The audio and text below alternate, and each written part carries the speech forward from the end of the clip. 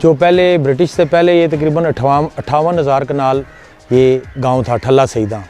उसके बाद जब नई सेटलमेंट इन्होंने ब्रिटिश ने की तो उसमें इन्होंने लैंड फार्म के नाम पे लोगों को ये ज़मीनें तकसीम कर दी। उसमें इन्होंने जो हमारे पास फैमिली के पास बची वो ज़मीनें वो तकरीबन 28,000 कनाल बच गई हैं।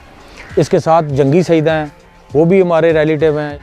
और ये दो जो हमारे ख़ानदान हैं तकरीबन 600-700 साल से इन इलाकों में बैठे हुए हैं। देखें, ये हम लोग बाप दादा से यहाँ पे बैठे हुए हैं और हम लोग सारी जो हमारी फील्ड है फार्मिंग करते हैं।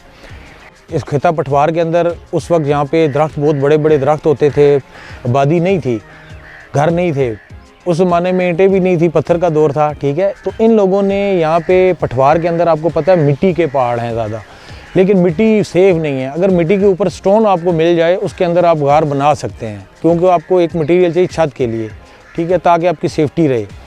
तो वो हमारे पास इधर पड़ा हुआ था और उसके अंदर पहले जो हमारे दादों की बनी हुई छोटी थी गारें।